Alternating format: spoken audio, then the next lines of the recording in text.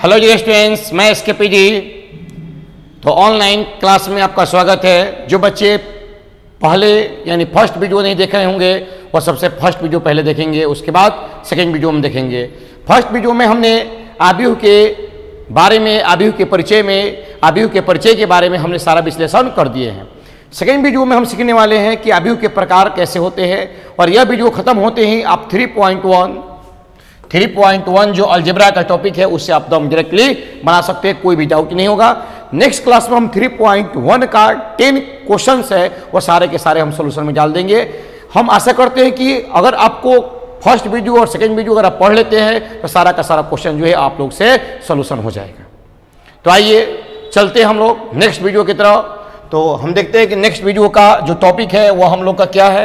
तो next video का topic है टाइप ऑफ मैट्रिक्स, आव्यूह के प्रकार। जब हमने परिचय के बारे में सीख लिया तो अब उसके प्रकार के बारे में सीखने वाले हैं कि कितने प्रकार के आव्यूह होते हैं। तो जो सबसे पहले मेरे पास टाइप आएगा उसका नाम है स्तंभ आव्यूह, कॉलमन मैट्रिक्स। तो स्तंभ कैसे बनेगा, यही ना पोल बनता है ऐसे। ये सब बिजली वाला जो तार वाला पोल होता है उसे क्या बोलते हैं हम लोग, स्तंभ बोलते हैं। तो स्तंभ से बना दिया गया स्तंभ आव्यूह। ये बिजली वाला तार होता है इस तरह से, और ये पोल खड़ा होता है, इसको हम स्तंभ बोलते हैं। इसी स्तंभ से बना दिया गया स्तंभ आव्यूह। मतलब यह कॉन्सेप्ट कहता है स्तंभ आव्यूह का कि एक ऐसा आव्यूह जिसमें स्तंभ की संख्या केवल एक हो, एक ऐसा आव्यूह जिसमें स्तंभ की संख्या केवल एक हो। एकदम ध्यान से इधर अब देखिए, कागज में हेडफोन लगा है और एकदम बी केयर होकर समझे, कॉपी और कलम ले ले, कॉपी और कलम ले ले। मैथ और फिजिक्स विदाउट कलम कॉपी को नहीं पढ़ सकते हम लोग, इसलिए कलम और कॉपी ले ले और हेडफोन कान में लगाए और दुनिया जाए भाड़ में। अब तो चले हम अपने मैथ की तैयारी में। तो आइए, स्तंभ आव्यूह का मतलब यह है कि एक ऐसा आव्यूह जिसमें केवल एक ही स्तंभ हो। तो इस प्रकार के आव्यूह को हम स्तंभ आव्यूह कहते हैं। एक ऐसा आव्यूह जिसमें केवल एक ही स्तंभ हो, जैसे A11, A21, A31, A41। इसी तरह से ये हो जाएगा A आपके I और 1। स्तंभ की संख्या केवल एक होना चाहिए, स्तंभ की संख्या एक होना चाहिए। कोटि की बात करें तो कोटि हो जाएगा आपका स्तंभ आव्यूह की m गुना 1, यानी कि m का तो वैल्यू m होगा पंक्ति का, लेकिन n का वैल्यू जो है वो फिक्स हो गया कि n का वैल्यू आपका एक ही होगा, एक से ज्यादा नहीं हो सकता है। यह स्तंभ आव्यूह कहलाएगा। अगर यहाँ पर b ले लेते हैं तो हम लिख सकते हैं 2, 3, 4, 5, ये भी एक स्तंभ आव्यूह का ही उदाहरण है। अगर हम यहाँ सी ले लेते हैं तो -5, 6, 3, 2, 1, ये भी एक स्तंभ आव्यूह का ही उदाहरण है। आई होप दैट कि आप लोग जो है स्तंभ आव्यूह के बारे में समझ पाए होंगे। स्तंभ आव्यूह किसे कहते हैं, तो एक ऐसा आव्यूह जिसमें स्तंभ की संख्या केवल एक हो। बहुत सारे हम आव्यूह के प्रकार में उसके नाम से ही उसके बारे में हम जान जाएंगे कि उसका काम क्या है। आइए नेक्स्ट आपके पास जो है उसका नाम है पंक्ति आव्यूह, रो मैट्रिक्स। पंक्ति आव्यूह किसे कहा जाएगा, तो एक ऐसा आव्यूह जिसमें पंक्ति की संख्या एक हो। कतार, जब प्रार्थना प्रिय होता था 10th और 8th क्लास में, तो अब कतार में लगे रहते थे, उसे क्या कहेंगे, पंक्ति आव्यूह। यानी एक ऐसा आव्यूह जिसमें पंक्ति की संख्या एक हो, पंक्ति की संख्या एक हो। आज हम लोग भी बेंच पर जो है क्लासरूम में पंक्ति में ही बैठते हैं, first row, second row, third row, fourth row. इसको इंग्लिश में हम लोग क्या बोलते हैं, रो, यानी कि पंक्ति में। तो पंक्ति आव्यूह किसे कहेंगे, तो परिभाषा तो पहले सुन ले। एक ऐसा आव्यूह जिसमें पंक्ति की संख्या केवल एक हो, एक ऐसा आव्यूह जिसमें पंक्ति की संख्या केवल एक हो, पंक्ति आव्यूह कहलाएगा। यानी R1 केवल एक होना चाहिए। जैसे A11, A12, A13, dot dot लिख सकते हैं हम। A कितना, तो A हम लिख सकते हैं यहाँ पर क्या चीज, J। पंक्ति की संख्या एक हो तो AJ, I और 1 और J, यानी पंक्ति क्या काम करेगा, कोटि 1 गुना n। एक जो होगा वह m का मान होगा और n का मान जो होगा वह n होगा। यानी एक ऐसा आव्यूह जिसमें पंक्ति की संख्या एक होगा, इस प्रकार के आव्यूह को हम पंक्ति आव्यूह कहेंगे। यहां तक आप लोग एकदम क्लियर होंगे। और वीडियो जाता है, अगर आप बहुत बेहतर से पढ़ते हैं, हर चीज समझ में आता है, तो एक बार आप कुछ ना कुछ कमेंट जरूर कीजिए, ताकि इससे हमारी एनर्जी मिलती है, हमें ऊर्जा मिलता है कि नहीं हमारे बच्चे जो है वो सीख पा रहे, पढ़ पा रहे, समझ पा रहे हैं। इसलिए कमेंट करना जरूर आप नेसेसरी समझे कि वीडियो पढ़ने के बाद जैसा भी हो आप कमेंट करिए, जैसा आप फील करते हैं वैसा आप कमेंट कीजिए। हम अपने तरफ से 100% देने के लिए तैयार है कि बहुत बेहतर से बेहतर ढंगों से कितना भी दूर हो हमसे हम पढ़ा पाए, और इसी तरह से पूरा साल हम पढ़ाते रह जाएंगे। तुरंत एग्जाम केयर ऐप के माध्यम से आपको पढ़ाया जाएगा। उस पर एक सप्ताह के बाद हमने बताया है, एक सप्ताह के बाद उस पर आपके क्लास चलना स्टार्ट हो जाएंगे। तभी एक सप्ताह तक हम इसी तरह से भी पढ़ेंगे। अगला नाम है वर्ग आव्यूह, स्क्वायर मैट्रिक्स। नाम ही से पता चलता है कि यह एक वर्गाकार होना चाहिए। वर्गाकार का मतलब यह है पंक्ति की संख्या एक, स्तंभ की संख्या एक, ये भी एक वर्ग है। यानी जितना पंक्ति होगा उतना ही स्तंभ होना चाहिए। तो सर परिभाषा कैसे लिखेंगे? एक ऐसा आव्यूह जिसमें पंक्ति की संख्या और स्तंभ की संख्या बराबर हो। एक ऐसा आव्यूह जिसमें पंक्ति की संख्या और स्तंभ की संख्या आपस में बराबर हो, वर्ग आव्यूह कहलाएगा। एक ऐसा आव्यूह जिसमें पंक्ति की संख्या और स्तंभ की संख्या आपस में बराबर हो, वर्ग आव्यूह कहलाएगा। एक ऐसा आव्यूह जिसमें पंक्ति की संख्या और स्तंभ की संख्या आपस में बराबर हो, वर्ग आव्यूह कहलाएगा। A11 एक ही पंक्ति है और एक ही स्तंभ है, 1 गुना 1 यानी m बराबर n। यहाँ एक पंक्ति और एक पंक्ति, 2 पंक्ति और 2 स्तंभ यानी कि कितना? m गुना n यानी कि 2 गुना 2। यहाँ 1 2 3 पंक्ति, 1 2 3 स्तंभ यानी 3 गुना 3 यानी कि m बराबर n। तो जितने भी उदाहरण है सब के सब आपके वर्ग आव्यूह के उदाहरण है। यहाँ अगर हम फिगर बनाए तो ये दिखने जैसा जो फ्रेम है यह वर्गाकार आपको दिख रहा है। कुछ बच्चों का संदेह है कि सर 11 12 कैसे हुआ, तो इसके बारे में हमने चर्चा कर दिया है पिछले वीडियो में, इसलिए कह रहे हैं कि पहले आप पिछला वीडियो जरूर देखिए। आव्यूह के सदस्य की स्थिति के बारे में हमने पहले बता दिया है। तो A11 A12 A21 A22 A23 A31 32 33, 3 गुना 3 कोटि यानी पंक्ति और स्तंभ की संख्या अगर बराबर हो जाए तो इस प्रकार के आव्यूह को हम वर्ग आव्यूह कहते हैं। पंक्ति और स्तंभ की संख्या बराबर हो जाए तो इस प्रकार के आव्यूह को हम वर्ग आव्यूह कहते हैं। मेरा क्लास पढ़ लिए और याद ना हुआ तो फिर छोड़ दीजिए पढ़ना मेरे पास। आइए अब चलते हैं नेक्स्ट। कह रहा है विकर्ण आव्यूह।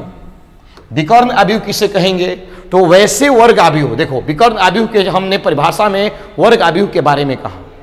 विकर्ण आव्यूह किसे कहेंगे? तो वैसे वर्ग आव्यूह जिसमें पंक्ति की संख्या स्तंभ की संख्या तो बराबर होगा ही, क्योंकि पहले से ही वर्ग है। तो विकर्ण आव्यूह किसे कहेंगे? तो वैसे वर्ग आव्यूह जिसमें विकर्ण के अतिरिक्त अन्य सभी सदस्य शून्य हो। विकर्ण के अतिरिक्त अन्य सभी सदस्य शून्य हो। तो सर विकर्ण आव्यूह कैसे बनेगा? तो ध्यान दीजिए, हमने लिख दिया A11 A12 A21 और A22, 2 गुना 2 कोटि का। एकदम बी के होकर समझिएगा, ये भी आपका एक विकर्ण बन रहा है और ये भी आपका एक विकर्ण बन रहा है। 2 को सर विकर्ण तैयार हो गया, तब तो सब जीरो होना चाहिए था, तो सब तो जीरो हो जाएगा, तो फिर तो शून्य आव्यूह में चल जाएगा। तो सर कैसे विकर्ण बनेगा? तो यहाँ ध्यान रखिएगा कि विकर्ण आव्यूह में m बराबर n होना चाहिए, पंक्ति की संख्या और स्तंभ की संख्या समान होना चाहिए, और I और J भी आपस में बराबर होना चाहिए। यही बच्चे गलत कर देते हैं, विकर्ण इन्हीं से मार देंगे, विकर्ण इन्हीं से मार देंगे।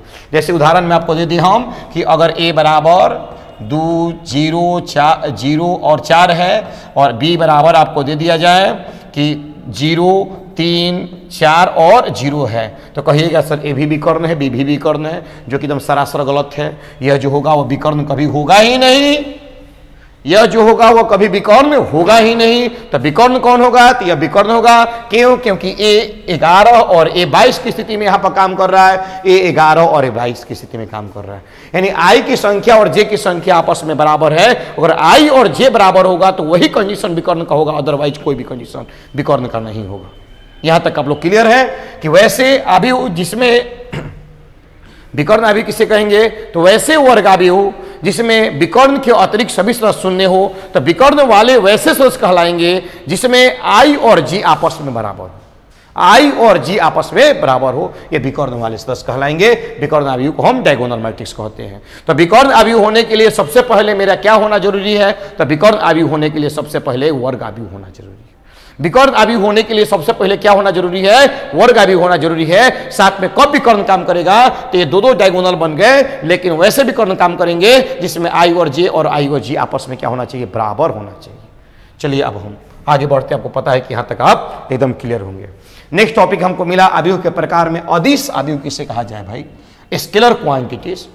तो वैसे विकर्ण अवयव, वैसे विकर्ण अवयव यानी कि हमने अदिश अवयव से पहले हमने विकर्ण का नाम ले लिया, विकर्ण से पहले वर्ग का नाम लिया था। तो वैसे विकर्ण अवयव जिसमें विकर्ण के सभी सदस्य आपस में समान हो, जिसमें विकर्ण के सभी सदस्य आपस में समान हो, क्या कहलाएंगे? तो अदिश अवयव कहलाएगा 0 2 0 और 0 2। इस यह अवयव जो होगा यह अदिश अवयव होगा। यह 2 गुना 2 कोटि में है। b बराबर आपने ले लिया क्या चीज? तो 2 0 0 0 2 0 और 0 0 2। आ कोनो भकलो लोन सोचत हो कि अब सर 2 2 का खाली हो, अरे बुरबक, हम ही कहा फिक्स करवाए हैं कि खाली 2 होगा।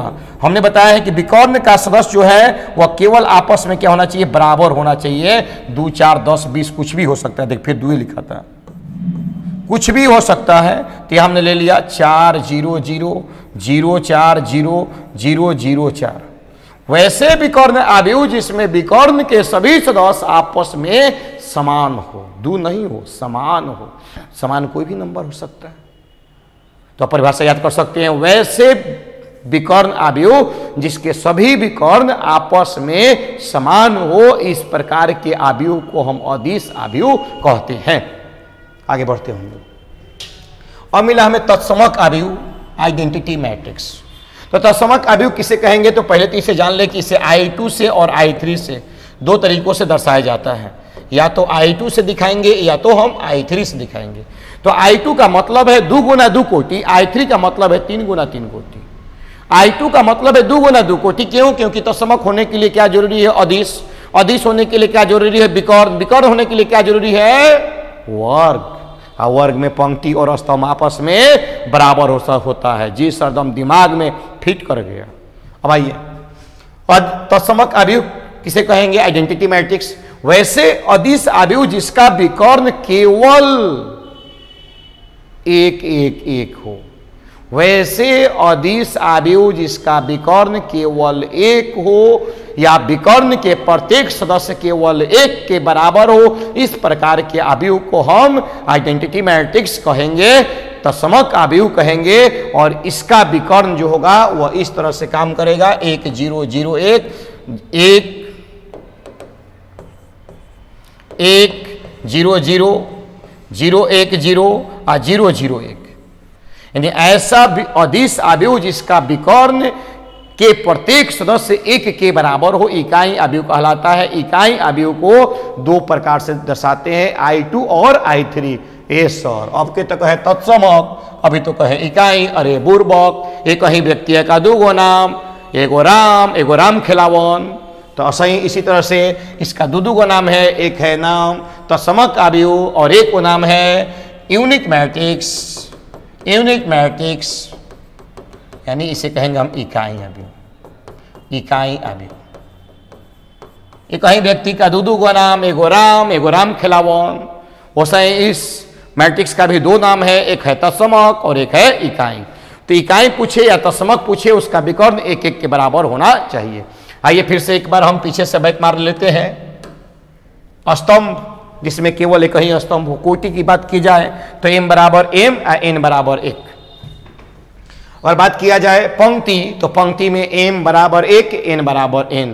अब यहां से संबंध जुड़ेगा। अगर बात किया जाए वर्ग, तो पंक्ति की संख्या और स्तंभ की संख्या बराबर हो, इस प्रकार के अवयव को हम वर्ग अवयव कहेंगे। वर्ग अवयव को अगर जोड़ देते हैं किसी विकर्ण से, तो एक ऐसा वर्ग अवयव जिसमें विकर्ण के प्रत्येक सदस्य दिया गया हो, यानी कि 0 के बराबर ना हो, अदर सब 0 हो, यह कहलाएगा आपका विकर्ण अवयव। अब विकर्ण में कौन काम करेगा? तो I और J बराबर होना चाहिए, M और N बराबर होना चाहिए। अब हम चलते हैं आगे। अदिश अवयव, वैसे विकर्ण अवयव जिसका विकर्ण का मान समान हो, अदिश अवयव कहलाएगा। वह कुछ भी हो सकता है। उसके बाद हम चलेंगे किसमें? तो हम आ जाते हैं तत्समक अवयव या इकाई अवयव। एक ही व्यक्ति का 2 गो नाम, राम या राम खिलावन। क्लियर भाई यहाँ तक? तो चलिए, तो इकाई अवयव कहा कि वैसे विकर्ण अवयव या वैसे अदिश अवयव जिसका विकर्ण का मान यानी विकर्ण के प्रत्येक सदस्य का मान 1 के बराबर हो, इकाई अवयव कहलाता है। अब आगे बढ़ते हम लोग। तो हमें मिला शून्य अवयव। ओहो, शून्य अवयव नाम है इसका, शून्य। अरे वैसे अवयव जिसका प्रत्येक सदस्य 0 के बराबर हो, वैसे अवयव जिसका प्रत्येक सदस्य 0 के बराबर हो, शून्य अवयव कहलाता है। 0 मैट्रिक्स। प्रत्येक सदस्य का मान इसका शून्य के बराबर होगा। तो इसमें कोई ज़्यादा समझाने की जरूरत नहीं है, जितने समझोगे उतने समस्या है, जितने कम समझोगे उतने बेहतर बनोगे। आगे हम लोग बढ़ते हैं। ऊपरी त्रिभुज अवयव, अब थोड़ा सा यह जो है अपर ट्रायंगल मैट्रिक्स, यह सिलेबस से थोड़ा बाहर है, लेकिन किसी भी एग्जाम में, कंपटीशन एग्जाम में जाओगे तो वहां मिलेगा। वे भी हो सकता है कि आपका आईएससी के एग्जाम में यह ना मिले। तो ऊपरी त्रिभुज अवयव किसे कहेंगे? तो एक ऐसा अवयव, सुने, एक ऐसा अवयव जिसमें ऊपरी त्रिभुज के अतिरिक्त सभी सदस्य शून्य हो। एक ऐसा अवयव जिसमें ऊपरी त्रिभुज के अतिरिक्त सभी सदस्य शून्य हो। जैसे ए बराबर 2 4 0 3, ऊपरी त्रिभुज के अतिरिक्त सभी सदस्य शून्य हो। ये 2 गुना 2 कोटि का है, वर्ग अवयव में ही त्रिभुज अवयव बनेगा, ध्यान रखिएगा। अभी जितना काम कर रहे हैं हम वर्ग अवयव में, केवल यह जो शून्य था यह किसी में हो सकता है, वर्ग में भी हो सकता है, वर्ग नहीं भी हो तभी हो सकता है। ऊपरी त्रिभुज के अतिरिक्त सभी सदस्य शून्य हो। ऊपरी त्रिभुज के अतिरिक्त सभी सदस्य शून्य हो। ऊपरी त्रिभुज के अतिरिक्त सभी सदस्य शून्य हो। ऊपरी त्रिभुज के अतिरिक्त सभी सदस्य शून्य हो। इस प्रकार के अवयव को हम क्या कहेंगे? ऊपरी त्रिभुज अवयव। दिया रहेगा निम्नलिखित में कौन सा ऊपरी त्रिभुज अवयव है। आप उदाहरण समझ चुके हैं कि कौन सा ऊपरी त्रिभुज अवयव होगा। आगे हम लोग बढ़ते हैं। अब मिलेगा हमें निचली त्रिभुज अवयव। क्या है? Lower triangle matrix. एक ऐसा अवयव जिसमें निचली त्रिभुज के अतिरिक्त, निचली त्रिभुज के अतिरिक्त, और ऊपर बात है बकलोल, ऊपर, नीचे बात है नीचे, निचली त्रिभुज के अतिरिक्त सभी सदस्य शून्य हो। एक ऐसा अवयव जिसमें निचली त्रिभुज के अतिरिक्त सभी सदस्य शून्य हो, वह अवयव वर्ग में होना चाहिए। ध्यान रखिएगा, वर्ग में होना चाहिए, वह अवयव वर्ग में होना चाहिए। 2 गुना 2 कोटि में लिख सकते हैं, या हम 3 गुना 3 में कोटि में लिख सकते हैं। एक ऐसा अवयव जिसमें निचली त्रिभुज के अतिरिक्त सभी सदस्य शून्य हो। निचली त्रिभुज के अतिरिक्त सभी सदस्य शून्य हो। इस प्रकार के अवयव को हम निचली त्रिभुज अवयव कहेंगे। चलिए अब आगे बढ़ते हैं हम लोग। ये सब आपका आउट ऑफ सिलेबस थोड़ा सा है, लेकिन हमेशा एग्जाम में आपको पूछेगा, हमेशा एग्जाम में आपसे पूछेगा। शून्य भावी अवयव, zero type of matrix. Zero type of matrix एक ऐसा अवयव जिसकी भावना, यानी एक ऐसा अवयव जिसका मान शून्य के बराबर हो। एक ऐसा अवयव जिसका मान शून्य के बराबर हो। तो सर अवयव नहीं, एक ऐसा वर्ग अवयव, क्योंकि अवयव का मान नहीं निकाल सकते, लेकिन हम सारणी का मान निकाल सकते हैं। अगला चैप्टर सारणी पढ़ने वाले। सारणी क्या है सर? एक वर्ग अवयव को ही सारणी कहा जाता है। तो सारणी का मान निकाल सकते हैं, लेकिन अवयव का मान नहीं निकाल सकते हैं। तो एक होता है कि शून्य भावी अवयव क्या है? तो एक ऐसा वर्ग अवयव जिसके मान शून्य की हो, जिसका मान शून्य के बराबर हो। एक ऐसा अवयव जिसका मान शून्य के बराबर हो, शून्य भावी अवयव कहलाता है। एक ऐसा अवयव जिसका मान शून्य के बराबर हो।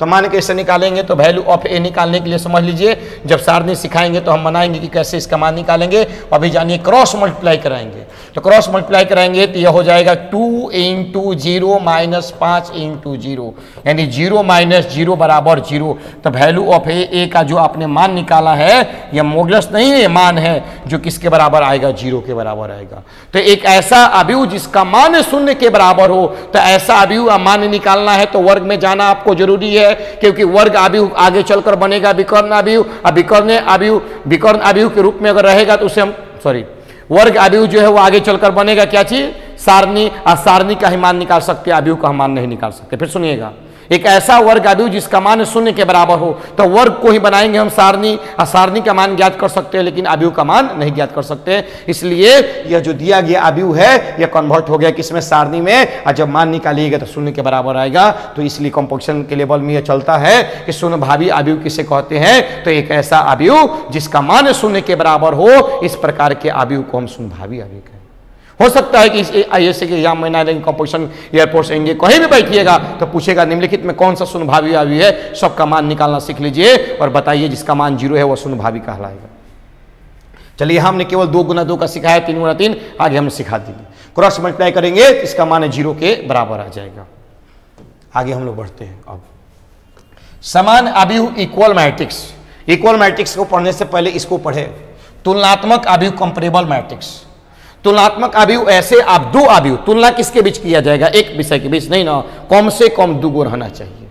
एकदम से बी के रोकर समझिए हर स्टेटमेंट को, कम से कम दुगो रहना चाहिए। तो तुलनात्मक अवयव कैसे कहेंगे, तो वैसे दो अवयव जिसके कोटि केवल समान हो, जिसके कोटि केवल समान हो, वैसे दो अवयव जिसके कोटि केवल समान हो, इस प्रकार के अवयव को हम तुलनात्मक अवयव कहेंगे। कोटि समान होना चाहिए, यानी M1 जो है वह M2 के बराबर होना चाहिए, M1 जो है वह M2 के बराबर होना चाहिए, N1 जो है वह N2 के बराबर होना चाहिए। बकलोलवा का है निकस लिखा, M1 जो है वह M2 के बराबर होना चाहिए, N1 जो है वह N2 के बराबर होना चाहिए। तो इस प्रकार के हम अवयव को क्या कहेंगे, तो इस प्रकार के अवयव को हम कहेंगे तुलनात्मक, तुलना किया गया है। तो वैसे दो अवयव जिसके दोनों का कोटि आपस में समान हो, तुलनात्मक अवयव कहलाएगा। जैसे हम ले सकते हैं 2 4 6 5, इधर ले सकते हैं। तुलनात्मक को सिंबल ऐसे करेंगे 1 3 5 7। देख लीजिए क्रमागत सदस्य जो है वो आपस में बराबर नहीं है, लेकिन इसका कोटि समान है, 2 गुना 2 और 2 गुना 2, इसलिए तुलनात्मक अवयव है। आइए खत्म हो गया आपका। समान अवयव के बारे में जान ले, तो वैसे दो अवयव जिसका कोटि एवं क्रमागत सदस्य समान हो, कोटि एवं क्रमागत सदस्य समान हो, वैसे दो अवयव जिसका कोटि एवं क्रमागत सदस्य समान हो, समान अवयव कहलाता है। तो कोटि एवं क्रमागत सदस्य x y z w यह है, और इधर हमने ले लिया 2 4 6 8। देख ले 2 गुना 2 कोटि का है, 2 गुना 2 कोटि का है। दोनों अवयवों का कोटि जो है वह समान है, और क्रमागत सदस्य भी समान होना चाहिए, यानी x का मान किसके बराबर, तो x का मान जो है वह 2 के बराबर होना चाहिए, y का मान किसके बराबर, तो y का मान 4 के बराबर होना चाहिए, z का मान 6 के बराबर, और w का मान जो है वह 8 के बराबर होना चाहिए। और इस तरह से हमारा जो है अवयव के प्रकार जो है वह समाप्त हुआ। मैं इसके पीछे आशा करता हूं कि आप लोग बहुत बेहतर ढंगों से इसे समझे होंगे, और आप लोग कमेंट करना जरूर सीखें, ताकि हमारा एनर्जी लेवल पता कर चल सके, और हम जो पढ़ा रहे हैं वो आपको समझ में कितना आ रहा है ये भी हम जान सके। तो फिर से एक बार हम रिपीट करते हैं, मैथ का एक ही फंडा है बाबू, जो रेगुलर रह जाए और जो बार बार प्रैक्टिस में रह जाए, उसे किसी का औकात नहीं है कि उसको बेहतर बनने से कोई भी रोक सकता है। यमराज भी आए तब वो 100 में 100 मार के आ जाएगा, वो स्टेज चेकिंग हो तब वो 100 में 100 मार के आ सकता है। तो हमने क्या क्या सीखा है, और सबसे पहले सीखा हमने टाइप ऑफ मैट्रिक्स, अवयव के प्रकार। अवयव के प्रकार में सबसे पहला प्रकार था हमारा स्तंभ अवयव। स्तंभ अवयव किसे कहेंगे, वैसे अवयव जिसमें स्तंभ की संख्या 1 हो। उसके बाद हमने सीखा पंक्ति अवयव, जिसमें पंक्ति की संख्या 1 हो। साथ साथ बोलते चले। उसके बाद हमने सीखा वर्ग अवयव, जिसमें पंक्ति और स्तंभ आपस में बराबर हो। क्या कहेंगे लोग सबसे बुरा है ये लोग, क्या कहेंगे लोग सबसे बुरा है यह रोग, जब कान में ठेपी और हाथ में मोबाइल और कलम कॉपी ले लिए तो फिर लोग के फेरा मत रहिए, एकदम समझिए क्लासरूम में पढ़े धुआं कबार के आगे बढ़ते चलेंगे। तो वर्ग अवयव जिसमें पंक्ति और स्तंभ की संख्या समान हो, वर्ग अवयव कहलाएगा। विकर्ण अवयव किसे कहेंगे, वैसे वर्ग अवयव जिसमें विकर्ण के अतिरिक्त सभी सदस्य शून्य हो, तो विकर्ण वाले सदस्य कौन कहलाएंगे, जिसमें आई और जे आपस में क्या होना चाहिए, बराबर होना है। इसको जानने के लिए आप फर्स्ट वीडियो को बहुत बढ़िया से समझ सकते हैं। अदिश अवयव जिसमें विकर्ण का मान आपस में क्या होना चाहिए, बराबर होना चाहिए। तत्समक या शून्य, आप तत्समक या इकाई अवयव जिसका विकर्ण का मान 1 के बराबर हो, वह इकाई अवयव कहलाता है। I2 या I3 से इसको दिखाएंगे। उसके बाद हमने सीखा शून्य अवयव, वैसा अवयव जिसका प्रत्येक सदस्य शून्य हो जाए तो शून्य अवयव कहलाएगा। ऊपरी त्रिभुज जिसमें ऊपर की तरफ त्रिभुज हो, अतिरिक्त सभी सदस्य शून्य हो, ऊपरी त्रिभुज कहलाएगा।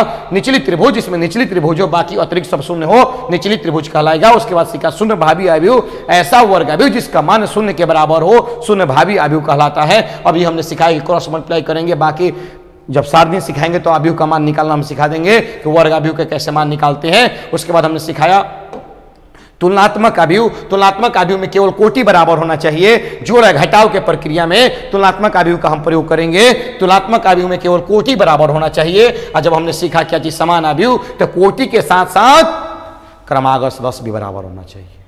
यह होती है पढ़ाई, यह होती है थ्योरी, एक बार में एकदम टोटल खत्म। तो मैं इसके पश्चात आप लोग से विदा लेता हूं। मिलते हैं नेक्स्ट क्लास में। हम आपसे आशा करते हैं कि 3.1 का टोटल क्वेश्चन आप बना लीजिएगा। ताकि हम जब बनाए या लाइव क्लास में, ऑनलाइन क्लास में, तो आप तुम टिक मारते चलिए कि सर कौन कौन सही है। और गलत तो इंसान से ही होता है, तो गलत से डरना नहीं। अगर सही हो गया ना तो मनोबल आपका 100% और आगे बढ़ जाएगा। जय हिंद, जय भारत।